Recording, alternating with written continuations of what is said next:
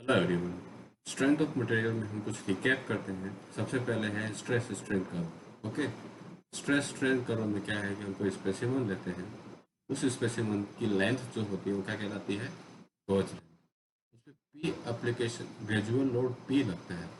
इस P load के कारण इसके अंदर क्या होता है, इलोंगेशंस आते हैं, राइट। इन इलोंगेशंस को फर्दर लोड हम इंक्रीज करते जाते हैं तो क्या होता है, एक सर्टेन स्ट्रेन या डिफॉर्मेशंस के बाद ये नेकिंग में यहाँ पे फेल कर जाता है। तो हमने डिस्कस किया था कि हमारा जो ये ए पॉइंट होता है वो क्या होता है, लिमिट ऑफ प्रोपोर्शनलिटी लिमिट। हमारा ए पॉइंट जो होता है वो क्या होता है, प्रोपोर्शनलिटी लिमिट। इसका मतलब होता है कि यहाँ तक हमारा जो स्ट्रेस स्ट्रेन कर्व का जो रिलेशनशिप है वो कैसा है, लिनियर है, मतलब sigma is proportional to E into epsilon. और यहाँ तक कि हमारा क्या है, हुक्स लॉ वैलिड होता है। ओके, फिर हमारा बी पॉइंट है, उसको हम क्या कहते हैं, इलास्टिक लिमिट। इलास्टिक लिमिट का मतलब क्या होता है कि अगर हम स्ट्रेस स्ट्रेन कर्व में लोडिंग और अनलोडिंग इलास्टिक लिमिट तक करते हैं तो हमारा जो उसमें डिफॉर्मेशंस था वो इंस्टेंटली रिगेन करके वो ओरिजिनल पोजीशन को अचीव कर लेंगे, राइट है। तो बी हमारा हो गया इलास्टिक लिमिट। सी जो होता है वो होता है यील्ड पॉइंट। यील्ड पॉइंट का मतलब होता है कि इस पॉइंट के बियॉन्ड हम हल्का सा भी स्ट्रेस इंक्रीज करते हैं तो इसमें प्लास्टिक डिफॉर्मेशन आ जाते हैं, मतलब लार्ज स्ट्रेन्स क्रिएट हो जाते हैं, राइट। ये प्लास्टिक डिफॉर्मेशन आ जाता है। ओके, लार्ज स्ट्रेन आ जाते हैं बियॉन्ड यील्ड पॉइंट, हम लोड इंक्रीज करते हैं तो, राइट। ये हमारा बी पॉइंट हो गया। सी से डी जो पॉइंट होता है वो हमारा क्या कहलाता है, प्लास्टिक रीजन।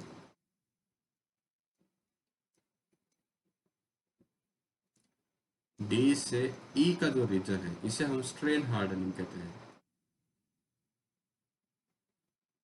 स्ट्रेन हार्डनिंग का मतलब होता है कि इसमें जो मटेरियल का जो मोलिकुलर स्ट्रक्चर क्रिस्टल अरेंजमेंट है, ये जो क्रिस्टलाइन अरेंजमेंट है वो वापस से रीअरेंज हो जाता है, क्रिस्टलाइन रीअरेंजमेंट हो जाता है। ओके, इसके कारण क्या है कि इसकी रेजिस्टिंग स्ट्रेस रेजिस्टिंग कैपेसिटी जो है वो क्या होती है, इंक्रीज हो जाती है। तो फर्दर लोड के कारण ये स्ट्रेस को रेजिस्ट करेगा एंड देन डिफॉर्मेशंस देगा, राइट। तो इस रीजन को हम क्या कहते हैं, स्ट्रेन हार्डनिंग। स्ट्रेन हार्डनिंग में जो ई पॉइंट हमारा अचीव होता है, इस पॉइंट को क्या कहते हैं हम, अल्टीमेट लोड। मतलब ये वो लोड होता है वहाँ जब किसी मटेरियल पे स्ट्रेस या फोर्स लगाने के कारण ये मैक्सिमम लोड कैरिंग कैपेसिटी को शो करता है। मतलब पी लोड जो है वो मैक्सिमम कितना ये बियर कर सकता है सेक्शन फेल होने से पहले, ई पॉइंट के बराबर है, मतलब अल्टीमेट लोड के बराबर। Then further E F section में क्या होता है कि उसी लोड पे वो नेकिंग में क्या होता है, फेल करता जाता है, राइट। मतलब वो कंटिन्यूस डिफॉर्म करेगा और स्ट्रक्चर कुछ इस तरह से फेल कर जाएगा।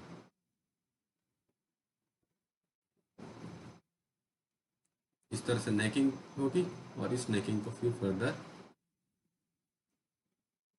इस तरह से ब्रेक डाउन हो जाएगा, राइट। यहाँ पे ये हमारा एफ पॉइंट पे फ्रैक्चर पॉइंट कहलाता है,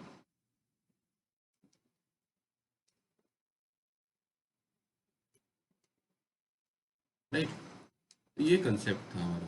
अगला कंसेप्ट हम रिकैप करते हैं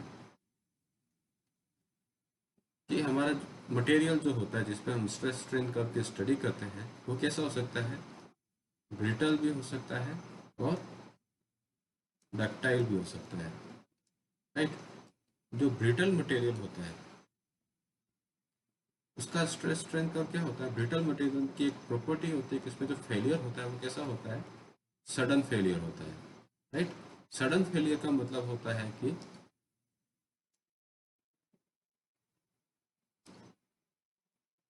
इसमें स्ट्रेस इंक्रीज करते जाएंगे तो उसमें कुछ स्ट्रेन आएगा, देन फर्दर ये कुछ यहाँ पे जाके सडन फेल कर जाएगा। ओके, इस सडन फेलियर के कारण ये सीधा अल्टीमेट लोड पी यू को अचीव करेगा। यहाँ पे इसकी कोई एफ वाई वैल्यू होगी, मतलब यील्ड वैल्यू होगी। ओके, और ये कुछ इतनी स्ट्रेंथ प्रोड्यूस करेगा। ओके, उसकी जगह पे जो डक्टाइल मटेरियल होता है उसका स्ट्रेस स्ट्रेंथ का कैसा होता है, जो हमने अभी ऊपर माइल स्टील का देखा था, ये यील्ड वैल्यू को अचीव करेगा, देन अल्टीमेट वैल्यू को अचीव करेगा। तो जनरली यहाँ पे जो इलास्टिक डिफॉर्मेशंस होते हैं वो क्या होते हैं, प्लास्टिक डिफॉर्मेशंस बहुत ज़्यादा रहते हैं। अगर यहाँ तक जो डिफॉर्मेशंस होते हैं वो 0.12% है, यहाँ पे जो डिफॉर्मेशंस होंगे वो कितने होंगे, लगभग 10 से 15%। इतने लास्ट डिफॉर्मेशंस को हम कंसीडर नहीं करके चलते हैं, तो हम जनरली डक्टाइल मटेरियल को यील्ड वैल्यू तक ही डिज़ाइन करते हैं। उसी जगह पे ब्रिटल मटेरियल जो होता है इसमें यहाँ पे जो डिफॉर्मेशन होते हैं वो 0.12% के आसपास होते हैं। ठीक है, तो मतलब अल्टीमेट लोड में ब्रिटल मटेरियल में कम डिफॉर्मेशन आएंगे। तो हम इस स्ट्रक्चर किस लोड के लिए डिज़ाइन करेंगे, हायर लोड अल्टीमेट लोड के लिए ही डिज़ाइन करेंगे। तो फिर इस तरह के डिज़ाइन में हम ये नहीं चाहेंगे कि हमारा स्ट्रक्चर कभी भी ये PU लोड को अचीव करे और यहाँ पे ये इस FY लोड को अचीव करे, राइट। तो हम एक फैक्टर ऑफ सेफ्टी लेके चलते हैं कि इस लोड से इतने परसेंटेज ऑफ लोड हम क्या कम लगाएंगे ताकि हमारा स्ट्रक्चर कैसा है, सेफ रहे। ओके, तो फैक्टर ऑफ सेफ्टी जो होती है वो क्या होती है कि जैसे कि हमने यहाँ पे जो स्ट्रक्चर में लोड लगाना वो यहाँ तक लगाना है, इस लोड को हम क्या बोलेंगे, वर्किंग लोड, राइट। तो ये हमारा क्या हो गया, वर्किंग लोड हो गया। तो फैक्टर ऑफ सेफ्टी कितनी हो जाएगी, अल्टीमेट लोड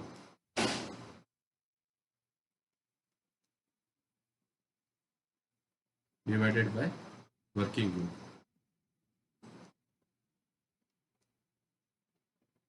राइट। और यहाँ पे डक्टाइल मटेरियल को हम यील्ड होने से बचाना है, तो इसके लिए यील्डिंग पे कितना लोड लग रहा है, FY divided by working load. Okay, then हम किसी भी प्रिज्मेटिक और नॉन प्रिज्मेटिक मेंबर में स्ट्रेस या लोड लगने के कारण, प्रिज्मेटिक मेंबर में लोड लगने के कारण इसमें डिफॉर्मेशन डेल्टा एल की वैल्यू क्या होती है, PL/AE। फिर नॉन प्रिज्मेटिक मेंबर का हम जनरल फार्मूला डिफाइन किया था, जैसे कि इसमें कुछ वेरिएशंस होगा, क्रॉस सेक्शन एरिया भी मतलब वेरी कर रहा है तो इसे हम AX मान लिया था, ई फोर्स भी वेरी कर रहा है जिसको हम PX मान रहे थे। तो डेल्टा एल जो डिफॉर्मेशन है through out the length L, ये कितना आ जाएगा, P/X/dx डिवाइडेड बाय AX/E, और इसका इंटीग्रेशन कहाँ से कहाँ तक करेंगे, 0 से L तक। ये हमारा जनरल फॉर्मूला था,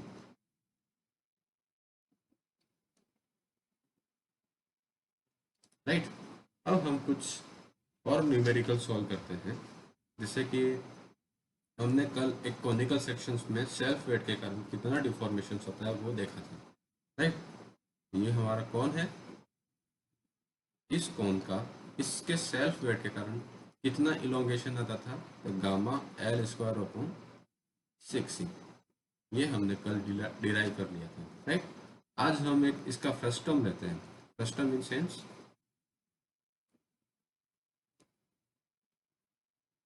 कुछ इस तरह से,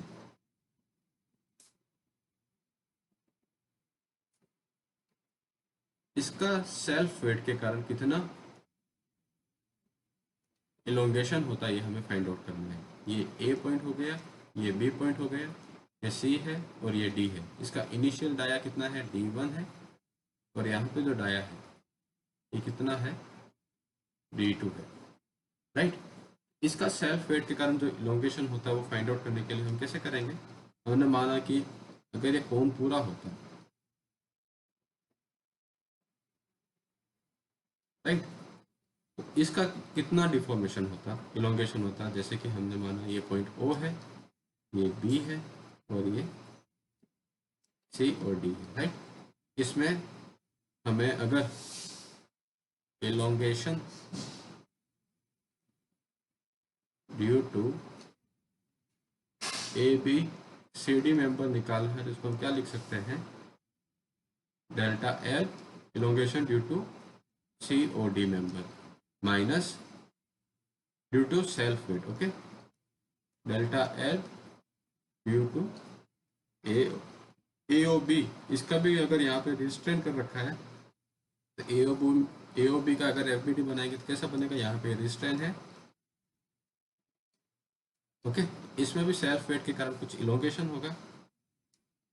ये इसको अगर माइनस करेंगे तो ये आ गया, पर ये जो ए ओ बी का वेट है वो इस क्रॉस सेक्शन पे भी लोड लगाएगा। इस लोड को भी हमें क्या करना पड़ेगा, हटाना पड़ेगा। तो माइनस क्या करेंगे, elongation of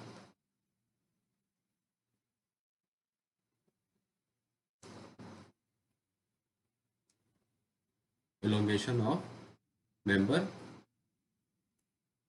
A B C D due to weight of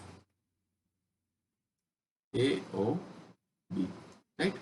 इससे हमारे पास ऊपर वाले फ्रस्टम का सेल्फ वेट के कारण इलोंगेशन आ जाएगा। हम अज्यूम करते हैं इसकी ये जो लेंथ है वो कितनी है, एल है, और ये कितनी है, एल डैश है, राइट। तो अगर हम सिमिलर ट्रायंगल का रिलेशन बनाते हैं, ये अगर D1 है और ये क्या है, D2 है, तो सिमिलर ट्रायंगल का रिलेशन क्या हो जाएगा, L plus L dash divided by L dash is equal to what, D2 divided by D1, right. इसको और सॉल्व आउट करते तो L divided by L dash कितना आ जाएगा, +1 is equal to D2 bye D1। 1 को इस तरफ पुट कर देंगे तो क्या आएगा, L divided by L dash equal to D2 minus D1 upon D1, right. ये एक हमारे पास रिलेशन आ गया जो हम आगे यूज करेंगे। ओके, फिर हमने यहाँ पे पुट करेंगे COD। COD मतलब पूरे क्रॉस कॉन का सेल्फ वेट के कारण इलोंगेशन कितना हो जाएगा, gamma into L plus L dash का स्क्वायर ओपन 6E। ये हमने कॉन का इलोंगेशन निकाला ही था। ओके, CD ओपन, इसका पूरा क्या हो जाएगा, gamma L plus L dash, इसकी लेंथ कितनी हो जाएगी, एल प्लस एल डैश का स्क्वायर अपॉन 6E माइनस नीचे वाले कोण का गामा इंटू एल डैश का स्क्वायर अपॉन 6E, राइट। फिर इसका क्या हो जाएगा, ये जो क्रॉस सेक्शन है किस तरह से बन रहा है, कुछ इस तरह का कोण है, इसके ऊपर पी लोड लगने के कारण कितना इलोंगेशन होता है ये हमें फाइंड आउट करना है, राइट। इसके लिए हम क्या करते हैं, ये हम एक बार देख लेते हैं, यहाँ पे हम नोट लिखते हैं, राइट। जैसे कि हमारा कोई ये कोण है या फिर वेरिंग सिलेंडर है, जिसका डाया यहाँ पे D1 है और यहाँ पे D2 है, राइट। इसमें यहाँ पे P लोड लग रहा है और यहाँ पे क्या लग रहा है, P लोड लग रहा है। इस P लोड लगने के कारण इसमें इसकी लेंथ में कितना इलोंगेशन आता है ये हमें फाइंड आउट करना है। तो हमारे पास जनरल फॉर्मूला क्या था, delta L equals to what, Px into dx upon ax into E, और इसका हम क्या करते थे, इंटीग्रेशन 0 से L तक, राइट। तो हमने अज्यूम किया यहाँ से x डिस्टेंस पे हमने एक क्रॉस सेक्शन कट किया, कितना, dx लेंथ का। ओके, इस क्रॉस सेक्शन पे ये dx हो गया, यहाँ पे क्या p लोड लग रहा है और यहाँ पे p लोड लग रहा है, ठीक है। इसकी लेंथ कितनी है, dx है। तो सबसे पहले हम dx निकालते हैं। तो dx क्या होगा, अगर हम इसको इस तरह से अगर सुपर पोजिशन का प्रिंसिपल लगाए तो dx क्या हो जाएगा, d1 plus d2 minus d1 divided by total length l into x. Okay, तो ये हमारी dx की वैल्यू होगी। अब यहाँ पे हम इन सारी पैरामीटर को पुट कर देते हैं, तो ax हमारा कितना हो जाएगा, ax हो जाएगा 5/4 इंटू डी एक्स का स्क्वायर, राइट। इसे यहाँ पे पुट कर देते हैं, हमें इंटीग्रेट करना है 0 से L तक। p की वैल्यू p ही है, dx डिवाइडेड बाय एरिया कितना हो जाएगा, पाई बाय 4 को हम ऊपर लिख देते हैं, इंटू dx कितना है, d1 plus d2 minus d1 upon L into x का होल स्क्वायर। ओके, तो इसे हमें इंटीग्रेट करना है, तो हमारा 4p अपॉन पाई तो बाहर आ जाएगा और इसको इंटीग्रेट करेंगे 0 से L, आएगा dx divided by d1 plus d2 minus d1 upon L into x, इसका इंटीग्रेट करना है। आपको पता होगा अगर इंटीग्रेशन करते हैं हम dx divided by a plus bx का होल स्क्वायर, तो वो क्या आता है,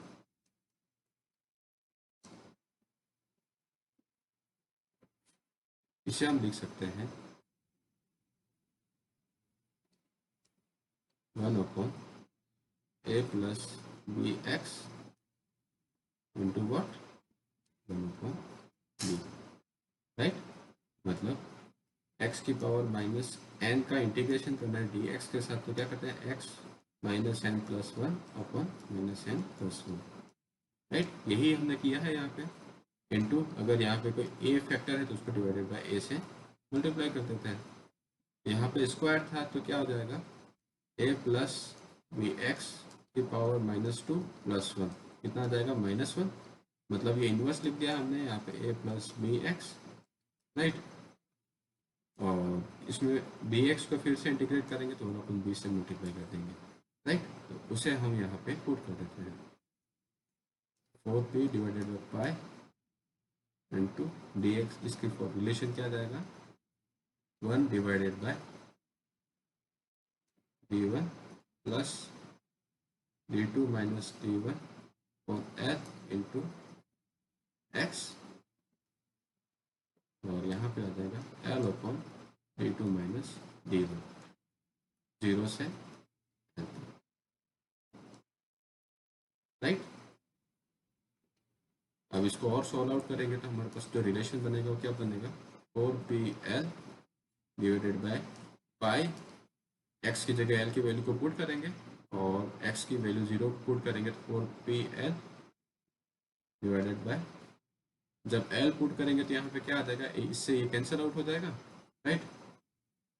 तो क्या बनेगा, 1 upon d1 plus d2 minus d1, d1 से d1 कैंसिल हो गया, into 1 divided by d2 minus d1। जब x की वैल्यू 0 पुट करेंगे तो यहाँ पे क्या वैल्यू आ जाएगी, 1 upon d2 minus d1 into d1। Okay, फिर इसको फर्दर सॉल्व करेंगे तो हमारे पास रिलेशन आ जाएगा 4pl upon pi d1 d2 into E, sorry E तो अपना चल ही रहा था यहाँ पे। ओके, तो ये हमारे पास फाइनल रिलेशन आ जाएगा।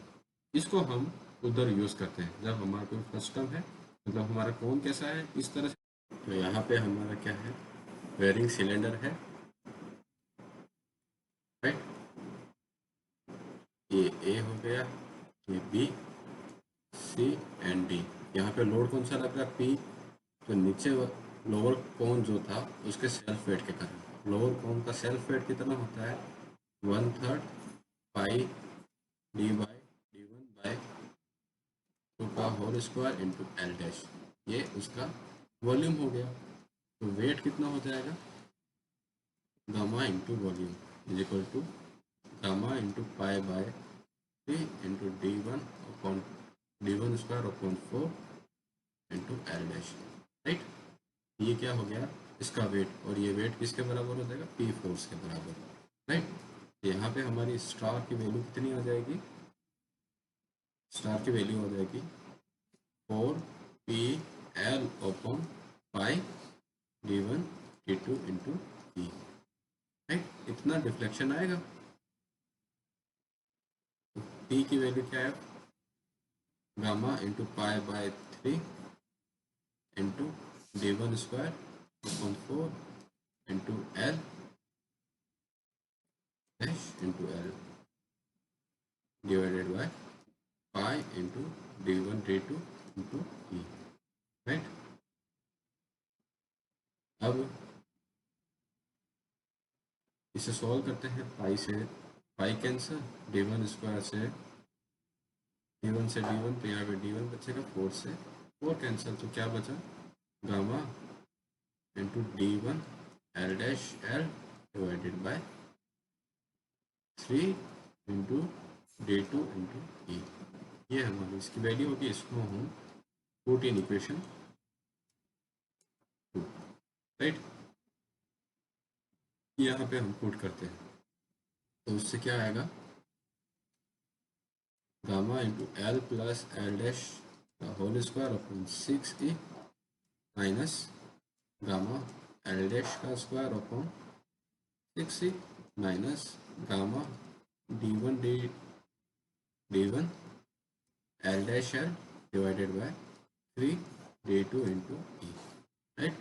इसमें हम gamma upon 6e into L square को कॉमन ले लेते हैं, तो गामा और 6e कॉमन आकर यहाँ पे कितना आएगा, 1 plus L dash upon L का whole square minus L dash upon L का स्क्वायर माइनस, अब 6 कॉमन लिया तो यहाँ पे 2 से मल्टीप्लाई करेंगे और यहाँ पे 2 से मल्टीप्लाई करेंगे, 2 गामा कॉमन आ गया, ई कॉमन आ गया, तो यहाँ पे क्या बचेगा, D one upon D two into L square common लिया तो L dash divided by L. इसे फर्दर सॉल्व करेंगे,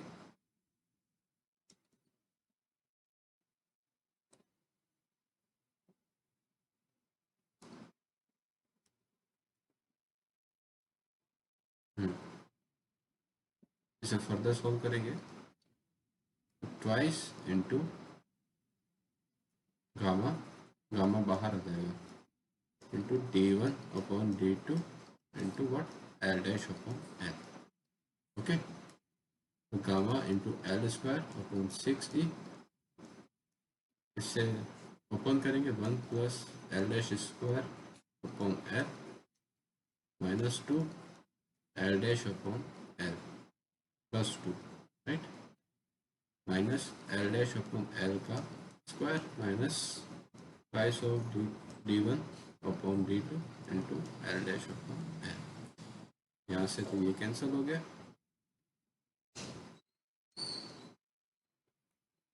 gamma L square upon 6e into 1 plus इसमें L dash upon L common ले लिया, L dash upon L common ले लिया, तो क्या बचेगा, 2 भी कॉमन आ जाएगा, 2 भी कॉमन ले लिया तो 1 माइनस डी1 अपॉन डी2, राइट। हमारी इक्वेशन फर्स्ट जो थी, इसमें L dash L upon L dash upon L की वैल्यू क्या आएगी, D1 upon D two minus D1. यहाँ पे अगर हम देखें एल डैश अपॉन एल की वैल्यू क्या आ जाएगी, D1 upon D two minus D1, ये हम यहाँ पे पुट कर देते हैं एल डैश अपॉन एल की जगह, ये कितना आ जाएगा, gamma into L square upon 6e into 1 plus twice L dash की जगह एल डैश अपॉन एल की वैल्यू क्या आ जाएगी, twice into D one upon D two minus D one into, इसको सॉल्व करेंगे क्या आएगा, D two minus D one divided by D two, यहाँ पे ये डी2 माइनस डी1 से कैंसिल हो गया, तो इसका सॉल्यूशन आ जाएगा gamma L square upon 6e into 1 plus 2 D1 upon D two. ये क्या हो गया, सेल्फ वेट के कारण किसी भी फर्स्ट टर्म का इलोंगेशन डेल्टा एल कितना होता है, ओके, राइट। तो कुछ प्रॉब्लम्स इस तरह से आती है, ये यहाँ पे एंड होता है, राइट। अब आपको एफ बना के सॉल्व करना है, जैसे हमारे पास ये कोई प्रॉब्लम है नॉन प्रिज्मेटिक मेंबर की, कुछ इस तरह से, ये एक एलिमेंट है,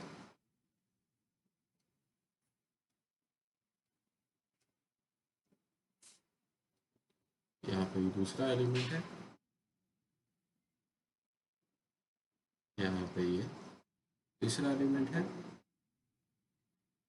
यहाँ पे चौथा एलिमेंट है। माना कि यहाँ पे P1 फोर्स लग रहा है, इसका एरिया A1 है, E1 इसका मॉडुलस ऑफ इलास्टिसिटी है और L1 इसकी लेंथ है। इसका एरिया A2 है, इसके E2 मॉडुलस ऑफ इलास्टिसिटी है, L2 इसकी लेंथ है। इसका एरिया A3 है, E2 इसकी मॉडुलस ऑफ इलास्टिसिटी है और L3 इसकी लेंथ है, राइट। इसका एरिया A4 है, E4 और L4, ओके। अब इनमें फोर्स लग रहा है P1 इस डायरेक्शन में, राइट। इस सेंटर पॉइंट पे फोर्स लग रहा है इस डायरेक्शन में कितना, P2। यहाँ पे फोर्स लग रहा है P3, ओके। और यहाँ पे कुछ फोर्स लग रहा है इस डायरेक्शन में P4, राइट। और यहाँ पे फोर्स है P5।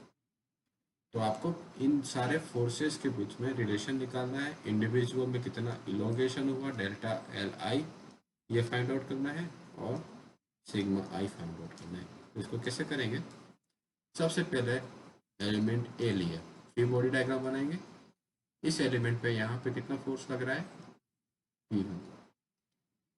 फिर इस एलिमेंट में यहाँ पे कट करेंगे, यहाँ पे कितना फोर्स लग रहा है, P2, राइट।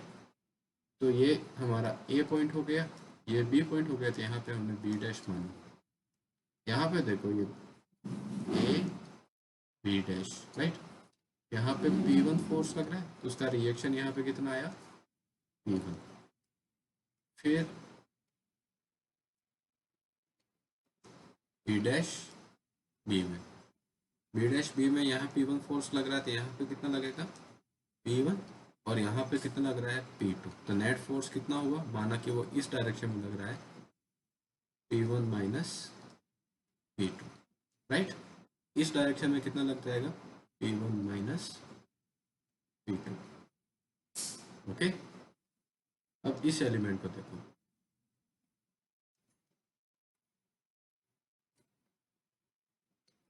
इस एलिमेंट में यहाँ पे फोर्स कितना लग रहा है, ये B है, ये A, ये B, C, D और ये E मान ली, ठीक है ना।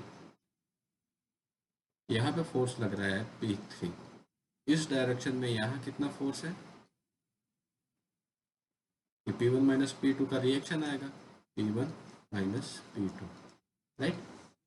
अब इस एलिमेंट को यहाँ पे कट करते हैं और इन दोनों का इंडिविजुअल एफईडी बनाते हैं। ये पॉइंट मेरा B है और ये C है, तो मैंने इसको C डैश पॉइंट मान लिया, राइट।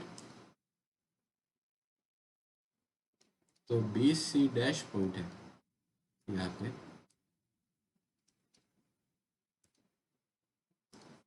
इसमें इस डायरेक्शन में लोड कितना लग रहा है, P1 माइनस P2 और यहाँ पे भी P1 माइनस P2, राइट। देखिए C डैश C में इस डायरेक्शन में लोड कितना लग रहा है, P1 माइनस P2 और यहाँ पे क्या लग रहा है, P3। तो नेट लोड अगर इस डायरेक्शन में होने तो कितना हो जाएगा, P1 minus P2 minus what, P3। तो इसका फर्दर रिएक्शन इस डायरेक्शन में कितना आएगा, P1 minus P2 minus P3, right. Similarly हम इस एलिमेंट को ले लिया, अब यहाँ पे इस CD एलिमेंट को लेते हैं, राइट। ये हमारा CD एलिमेंट हो गया। CD एलिमेंट में यहाँ पे फोर्स कितना लगेगा, CD। CD एलिमेंट में यहाँ पे फोर्स लगता है P1 minus P2 minus P3 और यहाँ पे कहीं फोर्स लग रहा है कितना, P4, राइट। P4 का डायरेक्शन कैसा है, इधर है, ओके। यहाँ तक के मेंबर में कितना लोड लगेगा, यही फोर्स लगेगा, और जब मेंबर यहाँ पे आ जाएगा तो इस डायरेक्शन में कितना लोड लग जाएगा, जैसे हमने यहाँ पे सोल्व किया, इधर लिख लेंगे P1 minus P2 minus P3, और वो भी इस डायरेक्शन में तो प्लस P4। यहाँ पे इसका रिएक्शन भी कितना आ जाएगा, P1 minus P2 minus P3 force plus P4, ये रिएक्शन आ गया, राइट। अब हम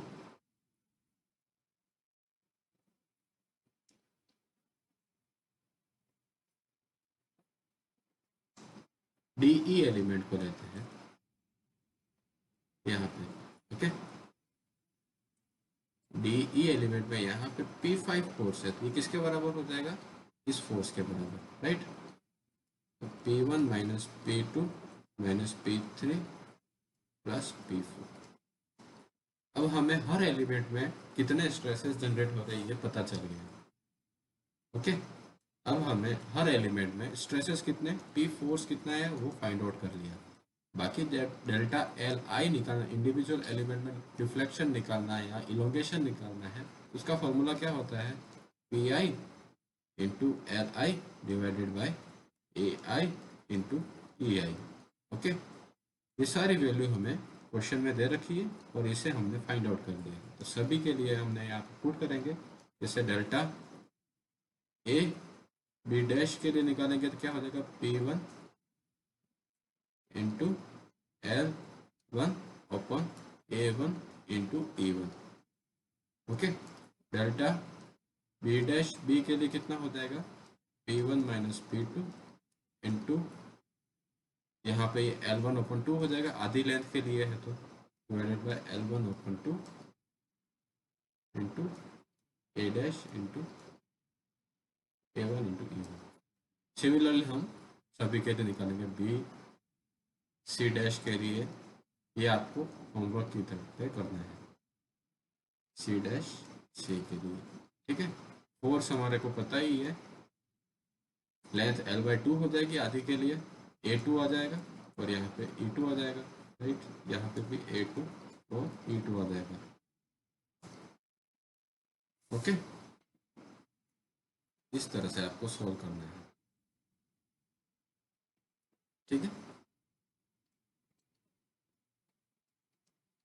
अब हम एक और न्यूमेरिकल देखते हैं, जैसे ये है, determine the reaction at A and B of a steel bar loading as shown below, assuming 4.5 mm clearance exist between bar. मतलब ये जो क्लियरेंस है यहाँ पे ये कितनी है, 4.5 mm,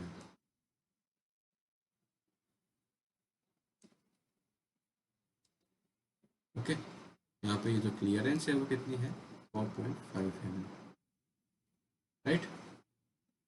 ये क्लियरेंस एग्जिस्ट करती है।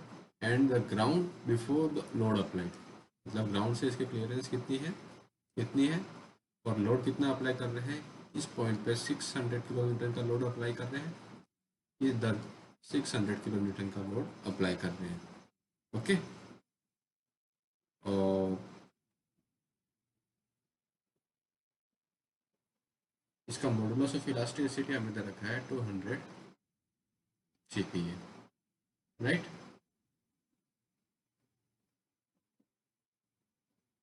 एरिया हमें दे रखा है इस क्रॉस सेक्शन A1 का 250 mm² और यहाँ का दे रखा है इस एलिमेंट का A2 इज 400 mm², राइट। तो इसे सॉल्व करना है। सबसे पहले हम देखेंगे कि ये हमारा पॉइंट A हो गया, यहाँ पे ये B हो गया, C हो गया, D और यहाँ पे ये E, राइट। इसकी टोटल लेंथ 300 है और ये मिड पे लग रहा है, तो इस इंडिविजुअल एलिमेंट की लेंथ कितनी होगी, 150 mm। यहाँ की लेंथ कितनी होगी, 150, यहाँ की भी कितनी होगी, 150 और यहाँ की 150। तो सबसे पहले हम FBD बनाते हैं। FBD में ये A हो गया और यहाँ पे ये B हो गया, यहाँ पे इसके ऊपर कोई लोड लग रहा है नहीं, तो P की वैल्यू कितनी हो जाएगी, 0। रिएक्शन भी यहाँ पे क्या हो जाएगा, P = 0। अब हम BC एलिमेंट लेते हैं,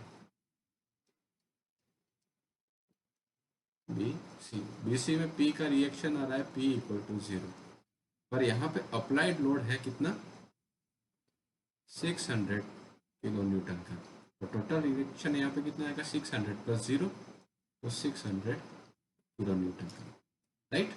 अब हम सी डी एलिमेंट को लेते हैं। सी डी एलिमेंट में रिएक्शन आ जाएगा 600 किलो न्यूटन का, और उसके अगेंस्ट में रिएक्शन यहाँ पे कितना आ जाएगा 600 किलो न्यूटन का, और फिर डी, और यहाँ लास्ट में ये ई है, तो डी ई में क्या आएगा 600 का, तो रिएक्शन यहाँ पे 600 आ जाएगा, और 300 किलो न्यूटन का लोड कैसे डाउनवर्ड डायरेक्शन में लग रहा है, राइट, तो प्लस 300, तो टोटल रिएक्शन कितना आ जाएगा 900 का, और यहाँ पे फोर्स कितना लग रहा है 900 किलो न्यूटन का। सभी में फोर्स आ गया, एरिया ऑफ क्रॉस सेक्शन सबका अलग दे रखा है, यहाँ का क्या आएगा A2, यहाँ पे क्या आएगा A2, A1 और A1, राइट। तो हमें टोटल इलोंगेशन निकालना है, delta L is equal to sigma PI LI upon AI E, okay. Initial तो इलोंगेशन कितना हो गया 0, प्लस फोर्स कितना लग रहा है यहाँ पे सेकेंड में 600 इंटू 10 के बाद 3, राइट। अब हमारा L क्या है 1500, 150 mm सब में कॉमन है, तो LI हम यहाँ पे कॉमन ले लेंगे, राइट। E भी हमारा क्या है कॉमन आ जाएगा, राइट। तो नीचे क्या आ जाएगा AI कितना है 400 वॉट, mm² है तो इसको मीटर स्क्वायर में कन्वर्ट करेंगे तो 10 की घात -6 मीटर स्क्वायर आ गया। ये किलो न्यूटन में था तो 10⁻³ से मल्टीप्लाई करने से न्यूटन में आ गया, राइट। अब यहाँ पे भी कितना लग रहा है 600 इंटू 10⁻³ डिवाइडेड बाय एरिया कितना है यहाँ पे इसका A1 का एरिया कितना है 250, राइट। तो यहाँ पे आ जाएगा 250 इंटू 10⁻⁻6 mm², प्लस लोड यहाँ पे P कितना हो गया 900 इंटू 10⁻³ डिवाइडेड बाय 250 इंटू 10⁻⁻6, और LI कितना है हमारा 150 mm, तो इसको मीटर में कितना लिख सकते हैं 0.15 डिवाइडेड बाय E, राइट। इसको सॉल्व करेंगे तो हमारे पास डेल्टा L की वैल्यू आ जाएगी 1.125 इंटू 10⁻⁹ डिवाइडेड बाय E, ठीक है। तो अब रिएक्शन निकालना है, तो ये तो क्या हो गया टोटल इलोंगेशन, तो टोटल इलोंगेशन जो होगा वो नहीं होने के कारण यहाँ पे इतना तो इलोंगेट हो गया, और फिर बाकी जो इलोंगेशन होगा उसमें क्या कॉन्ट्रैक्टिव फोर्स लगेगी। जैसे यहाँ पे ये टोटल इलोंगेशन हमारा होता है डेल्टा L की वैल्यू कितनी है 4.5, प्लस ये रीस्ट्रेन कर रखा है तो डेल्टा R के बराबर, तो ये रीस्ट्रेन कितना कर रखा है उसकी वैल्यू निकालें तो कितनी हो जाएगी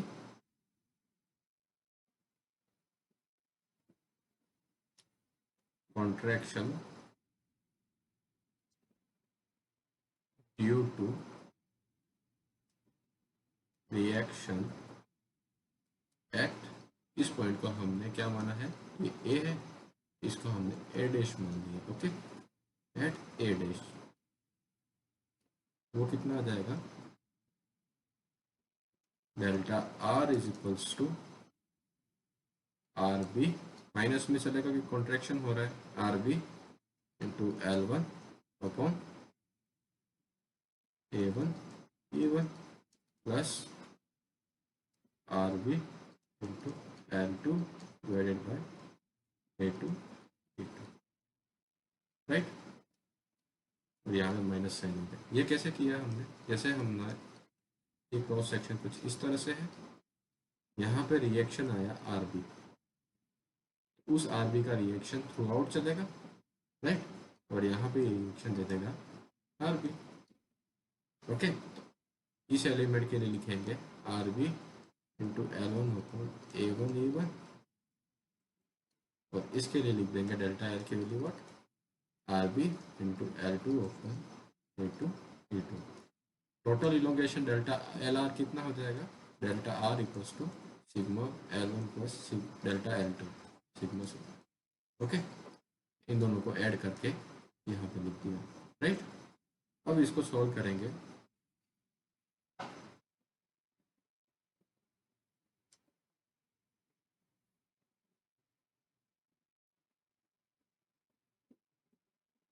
तो आएगा कितना, minus R B into L की वैल्यू हमें पता है, ये L1 कितना है 300 हो जाएगा। अब इंटू उसके बाद -3 mm में दे रखा है, A1 कितना दे रखा है इसका 400 इंटू उसके बाद -6 into E plus R B into 300 into 10⁻³ divided by 400 into 10⁻6 into E. इसको फर्दर सॉल्व करेंगे तो हमारे पास negative of 9 -3 + 3 into R B divided by E आ जाएगा। ओके, तो टोटल इलोंगेशन हमारे पास कितना है 4.5 mm। इसमें डेल्टा जो लेंथ के कारण है प्लस डेल्टा एल आर को ऐड करते तो ये इलोंगेशन हमारे पास कितना है 4.5 mm का, राइट।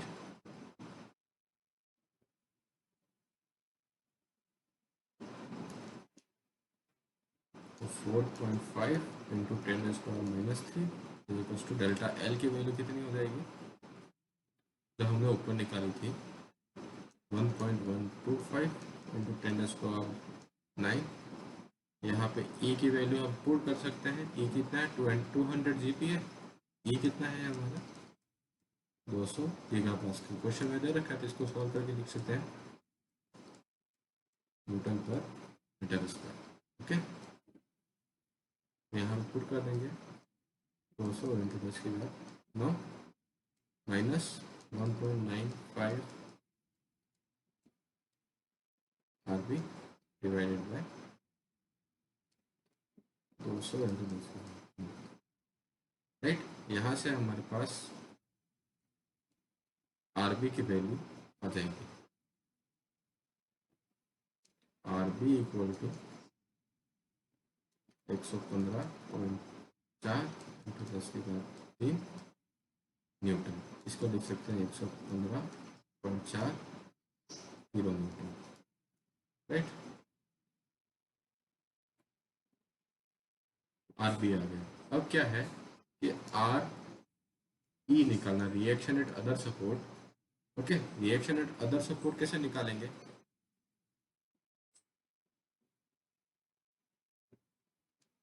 यहाँ पे हमारा लोड लग रहा है कितना, रिएक्शन लग रहा है 115.4, यहाँ पे कितना लग रहा है 600, और यहाँ पे कितना है 300, और यहाँ पे रिएक्शन आएगा R E. R E reaction कितना आ जाएगा, sigma F Y equal to 0 कर देते हैं। ओके, तो sigma F Y equal to 0 करेंगे तो क्या आएगा, अगर ऊपर जो फोर्स लग रहा है उसको हम पॉजिटिव मानते हैं,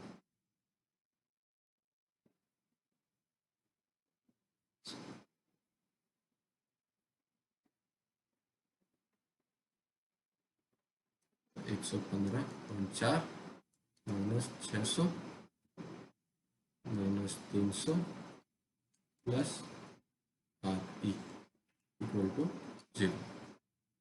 यहाँ से आर ई आ जाएगा 784.6 किलो न्यूटन। ओके, ये हमारा रिएक्शन एट सपोर्ट्स है।